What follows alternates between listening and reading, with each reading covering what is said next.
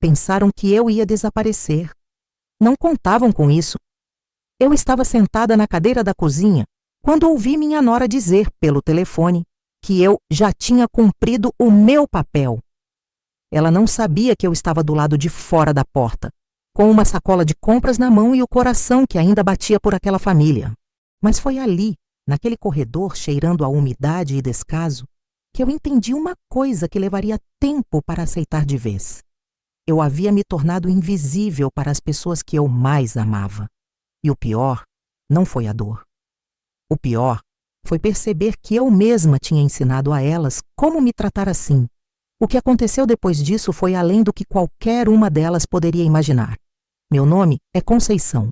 Tenho 58 anos, moro em Belo Horizonte, no mesmo bairro onde criei meus 2 filhos, onde enterrei minha mãe e onde durante 32 anos fui casada com um homem que partiu cedo demais.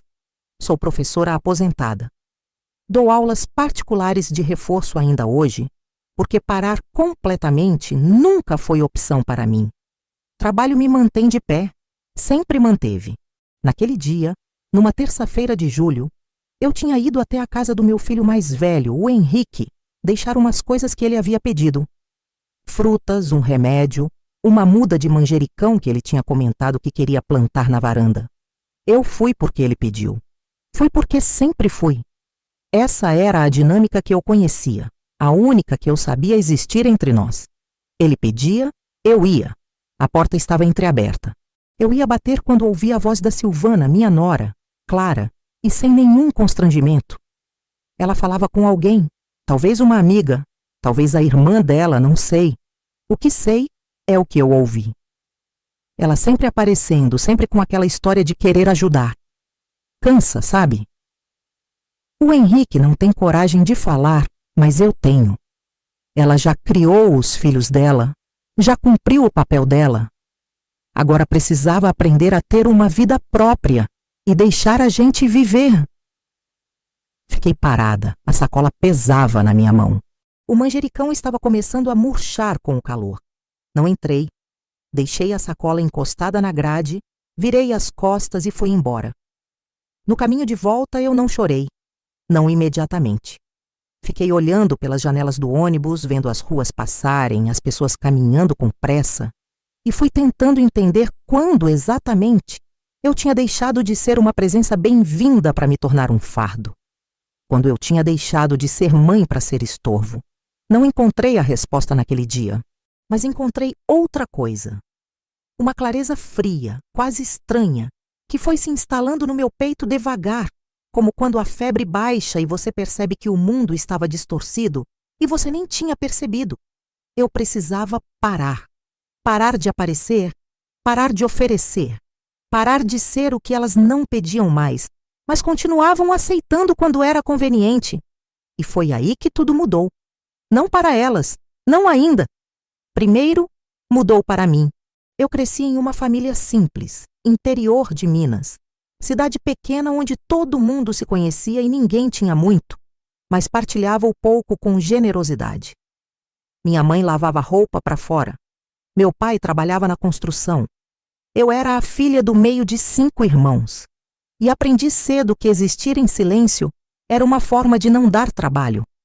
Aprendi que se virar sozinha era virtude. Aprendi que pedir ajuda era fraqueza. Esses ensinamentos me acompanharam a vida inteira, às vezes como âncora, às vezes como corrente. Vim para Belo Horizonte com 19 anos, com uma mala e um endereço anotado num papel amassado no bolso.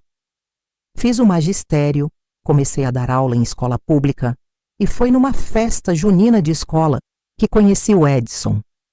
Ele era contador, filho de família trabalhadora como a minha, sorriso fácil, mãos calejadas de quem nunca teve medo de trabalho.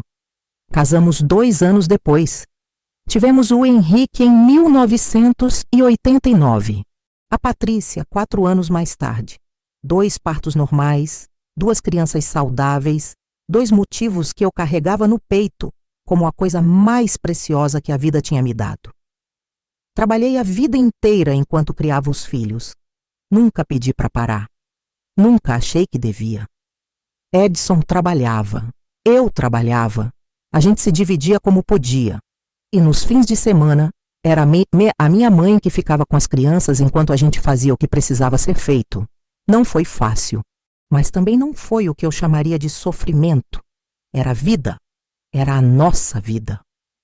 O Edson foi embora em 2014. Um infarto fulminante, numa quarta-feira de manhã, antes do café da manhã. Tinha 56 anos. Eu tinha 51. Os filhos já eram adultos. Já tinham as vidas deles. Fiquei de pé. Chorei o que precisava chorar. Enterrei o homem que amei por 32 anos e segui.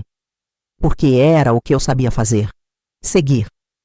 Não me dei ao luxo de desmoronar por muito tempo. Tinha contas para pagar, uma casa para manter, uma dignidade para preservar. Voltei ao trabalho, continuei dando aulas, mantive a rotina. E acho que foi aí que comecei a me perder um pouco dentro da vida dos meus filhos, como forma de não sentir tanto a falta do Edson dentro da minha própria casa. Isso já estava acontecendo antes de eu perceber. O Henrique se casou com a Silvana em 2012, 2 anos antes do pai morrer. Ela é uma mulher inteligente, organizada, bem-sucedida, trabalha em uma empresa de logística e ganha bem. Não tenho nada contra ela como pessoa. O que aconteceu entre nós não foi questão de caráter, foi questão de espaço, de limite, de uma fronteira que eu não vi sendo desenhada até que já estava do lado errado dela. No início, eu ajudava, porque era pedido. Ficava com os netos quando precisavam, levava e buscava da escola, fazia comida quando a Silvana estava sobrecarregada no trabalho. Tudo isso com prazer, tudo isso de bom grado. Era o que eu queria fazer. Ser útil, ser presente, ser mãe e avó da forma que eu conhecia. O problema é que a ajuda, quando não tem limite, vira obrigação. E obrigação, quando não é reconhecida, vira serviço. E serviço, quando é naturalizado, vira invisibilidade. Eu não vi isso acontecendo. Fui deixando, fui aceitando, fui chegando quando chamavam, indo embora quando dispensavam, sempre com um sorriso, sempre com um não tem problema, sempre com aquele jeito meu de achar que presença era suficiente, que estar ali era o suficiente. Não era. O primeiro sinal que eu deveria ter levado mais a sério aconteceu numa sexta-feira, há uns 3 anos. Eu tinha combinado com o Henrique de buscar os netos na escola, porque a Silvana tinha reunião e ele tinha viagem. Fui, busquei o Miguel e a Beatriz, trouxe para casa deles, preparei um lanche, ajudei com o dever de escola. Quando a Silvana chegou, eu estava lavando as louças. Ela entrou, cumprimentou as crianças, jogou a bolsa no sofá e foi direto para o quarto. Não disse obrigada. Não perguntou como tinham sido as crianças. Não perguntou se eu precisava de alguma coisa antes de ir embora. Eu terminei de lavar as louças, peguei minha bolsa e fui embora. No caminho pensei, ela estava cansada. Ela teve um dia difícil. É normal, não me magoei. Ou melhor, me magoei, mas guardei, que é o que eu sempre fiz. O segundo sinal veio meses depois. Era aniversário da Beatriz, minha neta mais velha, que completava 8 anos. Eu tinha passado 2 semanas fazendo os enfeites da festa à mão, uns balões de papel crepom que a Beatriz tinha visto numa revista e ficado encantada. Tinha comprado o presente que ela pediu, embrulhado com capricho, feito um bolo de brigadeiro do jeito que ela gostava. Cheguei cedo para ajudar a montar. A Silvana abriu a porta, olhou para os enfeites que eu tinha trazido e disse: "Ai, dona Conceição, a gente já fechou com uma empresa de decoração. Esses aqui ficam um pouco fora do tema." E fez um gesto vago, como quem dispensa uma coisa que não precisa. Eu segurei. Sorri. Disse que não tinha problema, que eu ficava para ajudar no que fosse preciso. Passei a festa servindo salgadinho e guardando o copo descartável. Saí antes do bolo ser cortado porque ninguém me chamou para a hora da foto. E eu não quis ficar parada num canto esperando uma inclusão que não viria. Mas o momento que me partiu de verdade, que ficou gravado em mim com uma precisão que até hoje me arrepia, foi numa noite de dezembro do ano passado. Tinha acabado de chegar o fim de ano, e eu fui até a casa do Henrique com uma ceia, que eu mesma tinha preparado. Pernil, farofa, arroz com passas, salpicão. Tinha passado 2 dias cozinhando. Quando cheguei, a porta estava aberta, as luzes acesas, as crianças correndo pela sala. Entrei, fui até a cozinha com as travessas. A Silvana estava ao telefone. Olhou para mim, olhou para as travessas e disse para quem estava do outro lado da linha: "Deixa eu te ligar depois.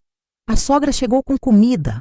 A sogra chegou com comida, não o nome, não a avó, não a dona Conceição, a sogra. Com comida, como se eu fosse uma entregadora, como se o que eu carregava nas mãos fosse tudo o que eu era naquela casa."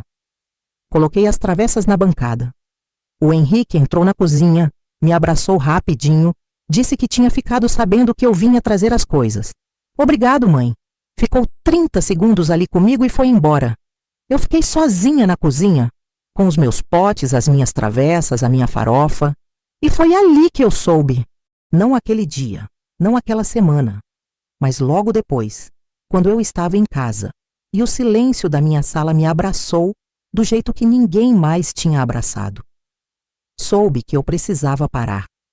Não de amar, não de ser mãe, mas de me oferecer para quem não me via mais como presença, mas como função. Se essa história está ressoando em você, que ela chegue para quem precisa ouvir. A minha filha Patrícia mora em São Paulo. Casou com o Marco, tem 2 filhos pequenos, trabalha com moda, vive uma vida acelerada que eu respeito mesmo sem entender completamente. A nossa relação sempre foi diferente da que eu tinha com o Henrique. Mais distante, por causa da distância geográfica mesmo, mas também mais honesta de certa forma. A Patrícia nunca me pediu coisas demais, mas também nunca me ofereceu muito. Ela ligava uma vez por semana, geralmente no domingo, sempre apressada, sempre com criança chorando ao fundo, sempre com a conversa encurtada antes de eu terminar uma frase. Eu entendia. Mãe de 2, trabalho intenso, vida de grande cidade. Eu entendia de verdade. Mas entender não significa não sentir. E eu sentia. Sentia a ausência dela nas datas que importavam. Ela não foi no meu aniversário de 55 anos porque havia um compromisso de trabalho. Não foi no aniversário de morte do pai porque as crianças estavam com virose. Não foi numa cirurgia pequena que eu fiz no joelho, um procedimento simples, mas que me deixou em casa por 10 dias. 10 dias. Eu fiquei 10 dias em casa, mal conseguindo andar, sem poder trabalhar, sem poder cozinhar direito. A Patrícia ligou 2 vezes. Uma no dia da cirurgia, outra 3 dias depois. Na segunda ligação, perguntou se eu estava melhor. Disse que estava. E ela disse: "Ótimo, mãe, que bom." E foi embora da ligação. Não que ela devesse vir. Eu não esperava que ela viesse, entendo que São Paulo é longe. Mas uma vizinha minha, a Dalva, veio todos os dias daqueles 10 dias. Deixava a marmita, perguntava se eu precisava de alguma coisa, ficava um pouco conversando. Uma vizinha, não minha filha. Eu não confrontei nenhum dos 2, nem o Henrique, nem a Patrícia. Esse é o meu jeito mais antigo, mais enraizado. Guardar, processar sozinha, resolver dentro. Sempre achei que confronto era falta de elegância, que exigir atenção era vaidade, que precisar dos filhos era ser um peso. Mas o que eu estava fazendo sem perceber era ensinar a eles que podiam continuar sem me ver, que podia seguir assim, que eu ficava bem de qualquer jeito. E eles acreditaram. Como não iam acreditar se eu mesma parecia acreditar? Quando eu tomei a decisão, não foi uma explosão, não foi um discurso, não foi uma briga, foi silêncio. Um silêncio que eu escolhi, consciente, com as 2 mãos, da mesma forma que escolho o que levar para a feira ou que hora acordar de manhã. Parei de ligar primeiro. Simples assim.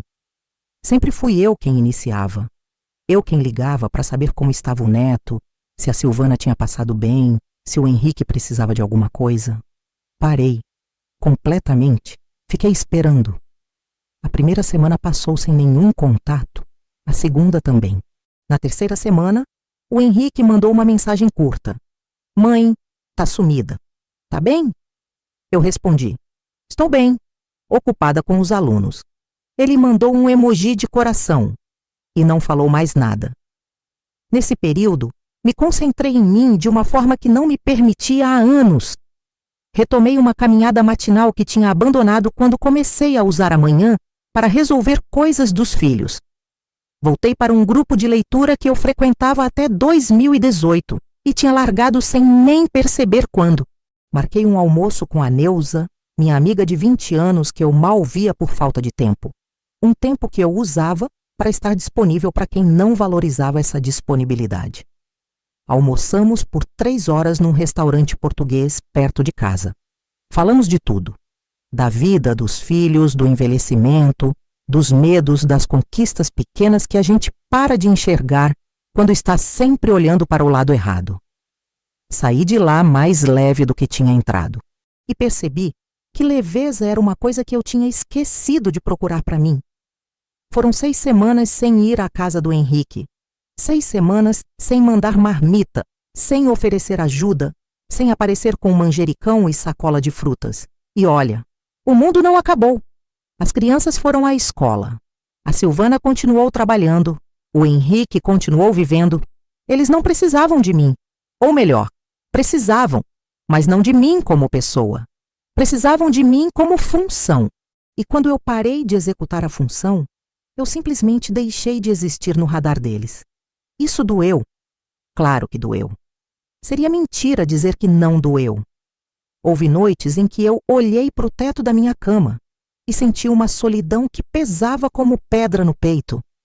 Houve momentos em que eu peguei o celular para ligar, para ceder, para dizer que estava indo com comida, que estava disponível, que podia ajudar. Mas não liguei, segurei, porque sabia que se eu cedesse naquele momento, estaria confirmando que minha presença era negociável, que minha dignidade tinha preço, que bastava chamar e eu vinha correndo. E eu não queria mais ser aquela mulher. Numa manhã de sábado, enquanto eu estava regando as plantas da varanda, o telefone tocou. Era o Henrique. Mãe, a gente precisava conversar. Pode falar. Não, pessoalmente. Posso ir aí? Pode. Chegou 1 hora depois. Entrou, sentou na sala, ficou um tempo em silêncio antes de começar. Ele não é homem de palavras fáceis. Nunca foi. Puxou isso do pai. Eu percebi que você sumiu, ele começou. Eu não sumi. Estou aqui. Você sabe o que eu quis dizer. Fiquei calada. A Silvana falou umas coisas. Ele continuou, mais baixo. Umas coisas que me fizeram pensar. Estranhei. A Silvana.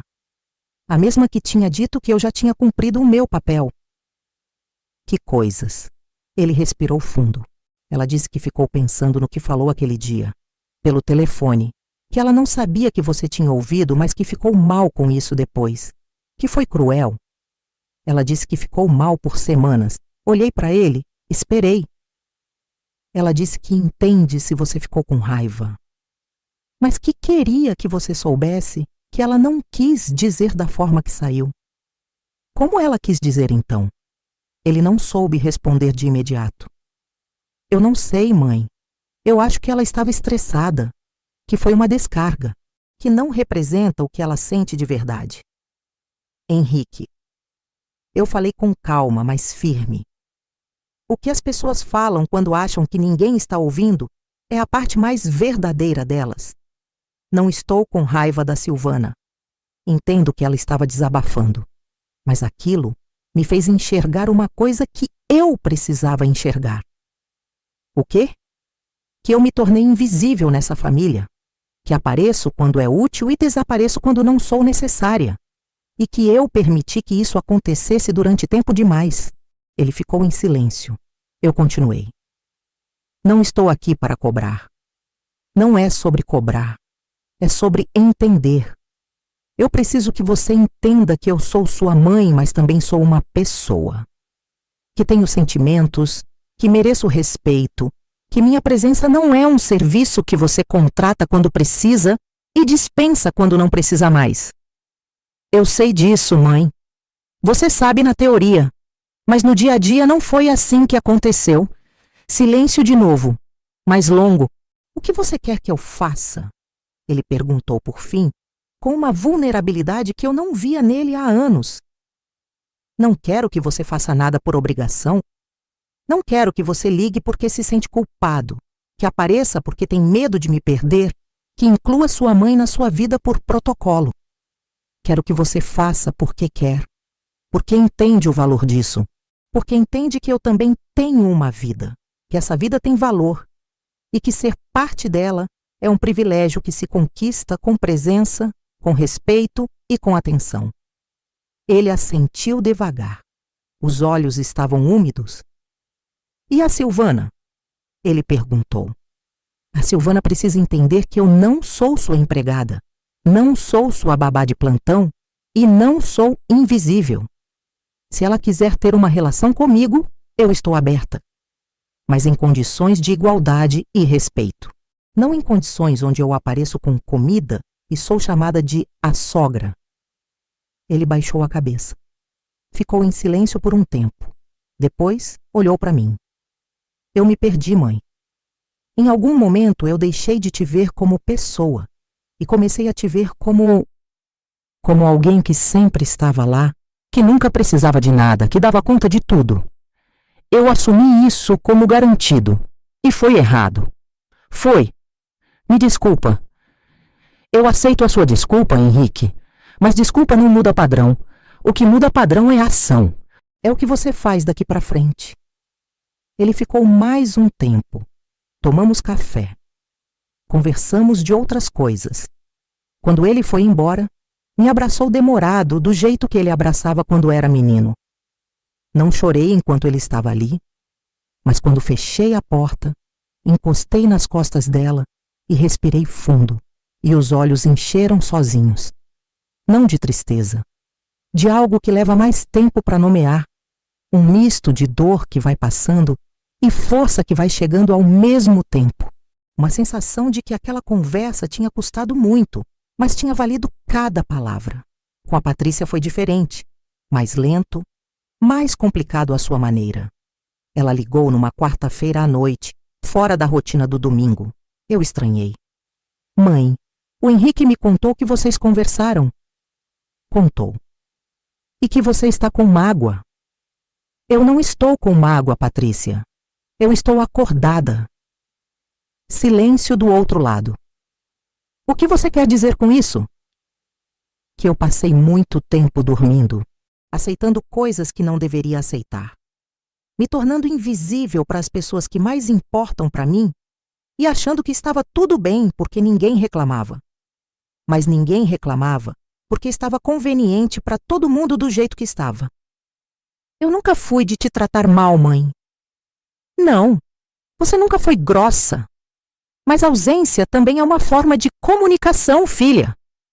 E a mensagem que a sua ausência me mandou durante anos foi: você não é prioridade. Ela ficou em silêncio por um tempo. Quando falou, a voz estava diferente, mais baixa. Eu sei que não estive presente como deveria. Sei que a cirurgia do seu joelho foi uma situação em que eu deveria ter ido, pelo menos tentado. Eu fico com a minha vida aqui em São Paulo e às vezes esqueço que você também tem uma vida que pode não estar tão bem quanto parece. Eu nunca deixo aparecer que não está bem. Eu sei. E acho que por isso eu sempre assumi que estava, que você era forte, que você dava conta. Eu dou conta. Mas não significa que não preciso de ninguém. Não significa que não custa nada. Força não é ausência de necessidade. É conseguir seguir em frente, mesmo quando a necessidade não é atendida. E eu segui em frente. Mas chegou um momento em que seguir em frente sozinha deixou de ser uma escolha e virou a única opção que me restava. Ela demorou para responder. Posso ir te ver esse mês? Pode. Mas vem porque quer, Patrícia. Não porque se sentiu culpada com essa conversa. Culpa não é razão para visitar a própria mãe. Eu vou porque quero te ver e porque preciso disso também. Ela foi. Veio no penúltimo fim de semana do mês, sozinha, sem o Marco e sem as crianças. Ficou 2 dias. Dormiu no quarto que foi dela quando criança que eu ainda guardo arrumado, não por apego excessivo, mas porque é um cômodo da minha casa e eu gosto que esteja em ordem. Conversamos muito, choramos um pouco. Ela me contou de pressões do trabalho que eu não sabia, de medos que ela carregava sozinha, de coisas que a vida de adulta pede que a gente esconda até de quem ama. Eu entendi. Não justificou tudo, mas ajudou a entender. Na manhã do segundo dia, ela me encontrou fazendo café na cozinha e ficou parada na porta me olhando por um tempo antes de entrar. "O que foi, Pei?" perguntei.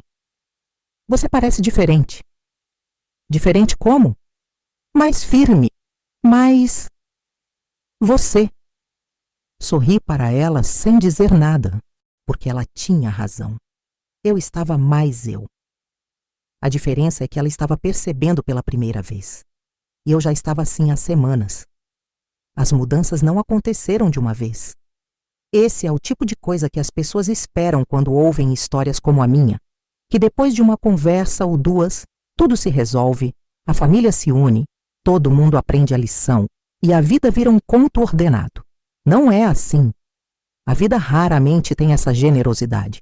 O que aconteceu foi gradual, lento, com recaídas, com momentos em que o velho padrão tentava se reinstalar, em que o Henrique ligava pedindo algo que eu já teria feito automaticamente e eu precisava respirar fundo antes de responder, avaliando se estava fazendo aquilo porque queria ou porque era condicionada a fazer. Às vezes queria, às vezes ia. Mas agora era uma escolha, e escolha muda tudo. A Silvana demorou mais. Não teve uma conversa direta entre nós duas, pelo menos não de imediato. Mas eu fui percebendo mudanças pequenas. Ela começou a me cumprimentar diferente. Me perguntava como eu estava. Esperava a resposta. Uma vez, num sábado que eu fui visitar os netos, ela fez café e me serviu antes de servir a si mesma. Uma coisa pequena. Mas eu entendi o recado. Foi num domingo de agosto, mês em que o inverno em Belo Horizonte está no auge e a luz da tarde entra pelas janelas com aquela qualidade dourada que faz tudo parecer mais suave. Os netos corriam no quintal.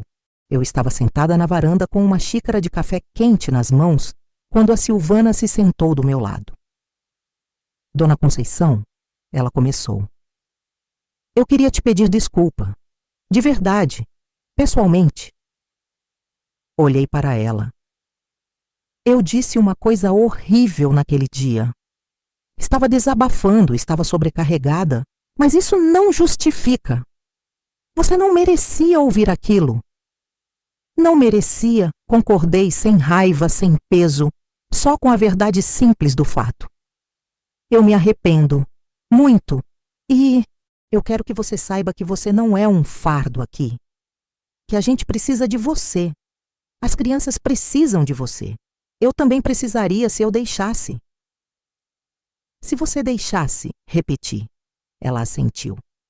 Acho que eu coloquei um muro desnecessário. Por orgulho, por medo de me sentir invadida, não sei exatamente. Mas o resultado foi que empurrei uma pessoa boa para longe da minha família. E isso foi errado da minha parte. Fiquei olhando para ela por um momento. Para aquela mulher que, durante anos, tinha sido para mim uma espécie de adversária silenciosa. Aquela presença que me separava do meu filho, sem nunca dizer claramente. E vi uma pessoa. Só uma pessoa, carregando as próprias ansiedades, os próprios medos, os próprios erros. Eu aceito a sua desculpa, Silvana, e agradeço a coragem que foi vir falar isso pessoalmente. Ela assentiu. Os olhos brilhavam um pouco. E só para que fique claro, eu continuei com cuidado, sem agressividade. Eu não quero entrar na vida de vocês. Nunca quis. Quero fazer parte dela. Tem diferença? Eu entendo isso agora, ela disse. Ficamos as duas em silêncio por um tempo, olhando as crianças correrem no quintal. O Miguel caiu e se levantou sozinho, como fazem as crianças quando sabem que tem chão seguro. A Beatriz gritou alguma coisa para o irmão, e ele gritou de volta, e os dois explodiram numa gargalhada que ecoou pelo jardim. Eu sorri. De verdade, com o corpo inteiro. Não serei hipócrita e direi que tudo ficou perfeito. A vida não funciona dessa forma, e qualquer história que conclua que sim está mentindo para quem ouve. O Henrique ainda esquece, às vezes. Ainda tem semanas em que some sem dar satisfação, em que manda mensagem curta, em que o contato some por razões que ele não explica. Mas a diferença é que agora eu não fico esperando. Eu vivo. E quando ele volta, eu recebo. Mas não corro para compensar o silêncio anterior com excesso de presença. A Patrícia voltou a me visitar algumas vezes, não tantas quanto eu gostaria. Mas quando vem, é de verdade. Desliga o celular. Senta.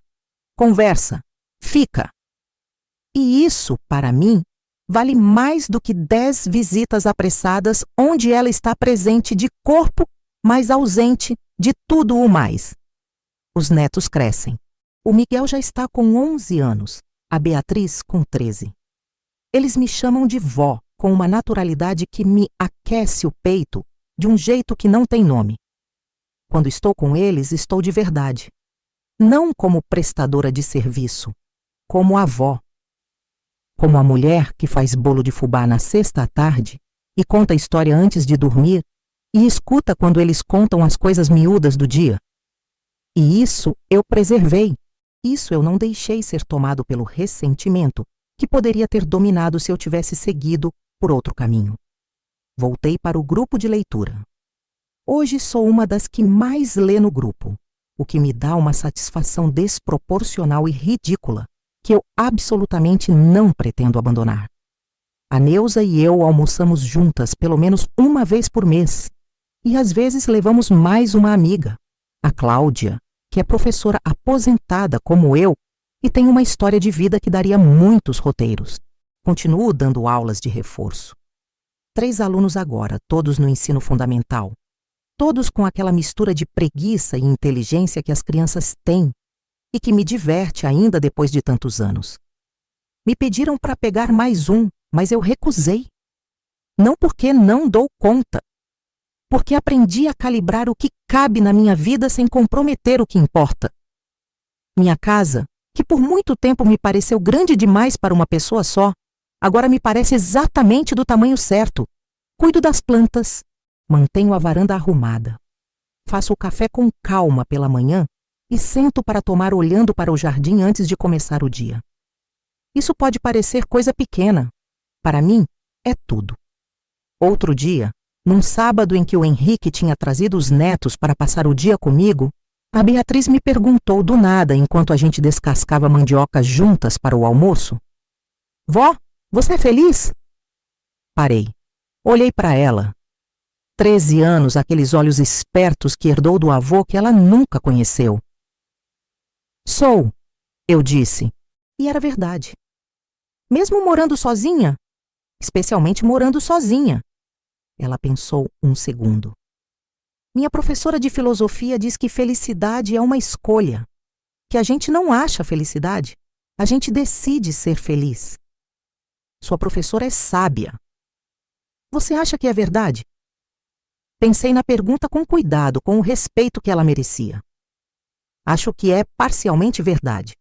Não acho que a gente pode simplesmente decidir ser feliz quando as coisas estão muito erradas, mas acho que tem um momento em que você para de esperar que a felicidade venha de fora, de outras pessoas, de situações que você não controla e começa a construir ela por dentro, com os pedaços que você tem, com o que sobrou depois das partes mais difíceis. Ela ficou me olhando. "E você fez isso?" "Estou fazendo. Todo dia." Ela assentiu, como quem registra uma informação importante. Voltou para a mandioca. Eu também voltei. E ficamos ali, as duas, em silêncio, descascando mandioca numa manhã de sábado, com o sol entrando pela janela da cozinha e o cheiro do refogado começando a subir do fogão. Foi um dos melhores momentos que tive em muito tempo. Eu não sei o que ainda está por vir. Não sei quais serão os próximos desafios, quais as próximas vezes em que vou precisar me lembrar de tudo que aprendi, de segurar o impulso de ceder para manter a paz, de valorizar minha presença antes de oferecê-la a quem não a merece. Sei que haverá momentos difíceis, que a vida com filhos adultos é uma negociação que nunca termina, que os papéis mudam, que as necessidades mudam, que o que funciona hoje pode precisar ser revisitado amanhã. Mas sei também de uma coisa que aprendi da forma mais dura possível e que não pretendo esquecer mais. Eu sou uma mulher que tem valor, que tem história, que tem sentimento, que tem dignidade, e esse valor não depende de aprovação de ninguém, não depende de ser chamada, não depende de ser incluída, não depende de ser vista pelos olhos de quem às vezes está ocupado demais para olhar. Depende de mim, da escolha que eu faço todos os dias de me respeitar primeiro, para então poder estar presente, de verdade, com quem merece essa presença. Eles pensaram que eu ia desaparecer quando parei de aparecer. Pensaram que o silêncio era fraqueza, que a minha retirada era desistência, que sem mim fazendo tudo, a ausência passaria despercebida. Não contavam que a minha ausência seria mais barulhenta do que toda a minha presença invisível tinha sido. Não contavam que eu ia aprender, com quase 60 anos, que reconstruir não é voltar para o que era antes. É escolher, com consciência e com calma, o que merece ser preservado e o que precisa ser deixado para trás. Não contavam que eu ainda tinha muito por viver, que a mulher que descascava mandioca sozinha na cozinha, enquanto esperava ser lembrada, era a mesma mulher que, quando parou de esperar, descobriu que a vida que ela queria já estava ali, esperando por ela, do lado de dentro. Se essa história tocou o seu coração, compartilha com alguém que precisa ouvir. E conta nos comentários de que cidade você está assistindo. Se quiser mais histórias assim, se inscreve no canal e ativa o sininho porque toda semana tem uma história nova esperando por você.